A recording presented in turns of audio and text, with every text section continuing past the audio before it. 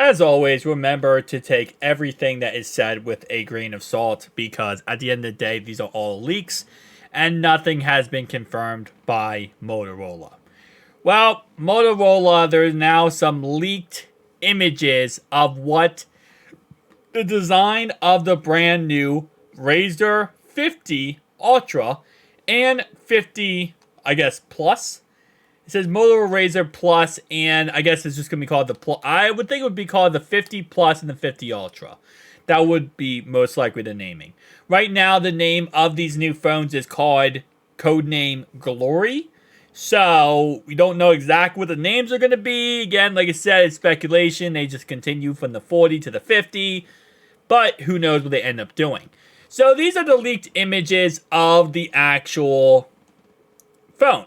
Now, this was posted by source MS Power User, which we use that source a lot on this channel, and it's very reliable. Very great source, I will say, when it comes to being correct on things. But again, you might tell something very quickly from this image. What's different? What's different between this phone and this phone? Nothing. Nothing really. It looks almost identical. Same exact cameras, same exact flash right there. Screen size looks almost identical to what we saw in this phone. Maybe a little bit less screen. It doesn't look like there's that much bezels. But again, you do not know. Because at the end of the day, this is just a leaked image. There could be more, this could just be a early look of it. And it could be worse than this. It could be the exact same as before. And I'm really not too surprised about this. And I don't think anyone really should be. At this point, Motorola, they're coming into the foldable, flippable phone market with a very interesting concept / idea, right? They're coming in with the idea of, hey, listen, we're going to release a flippable cell phone, but an affordable one. Their Plus model came out around $599, and then their other model, the Ultra model, it was $899. So it's less expensive than the Z Flip series. You get an option that is very inexpensive, right around that budget phone type of category at $599, and that really gets a lot of people interested in picking up a foldable, flippable phone. And if it does break, it sucks. But at the same time, you're like, hey, listen, if it breaks at $599, it's a lot different than it breaking at $1,000 or $1,200 or $1,800, right?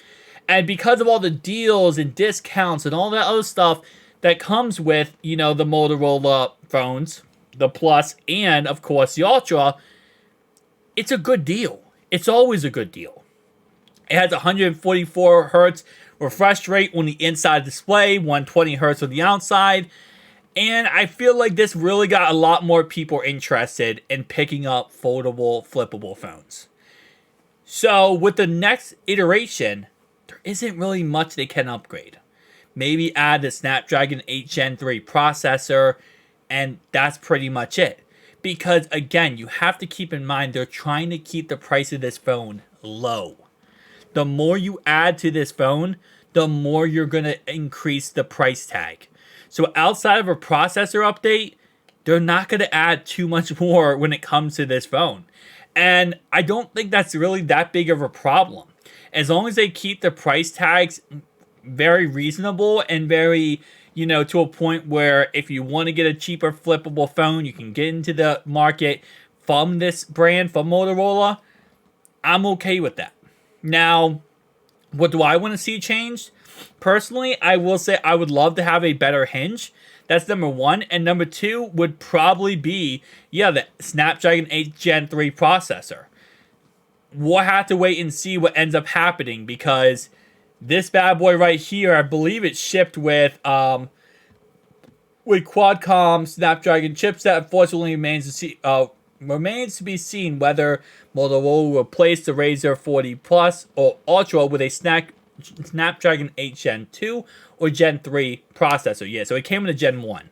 So, we'll have to wait and see, but I wouldn't be against the idea of getting, if they do release it with a Gen 3 processor, I think that could be a cool, idea.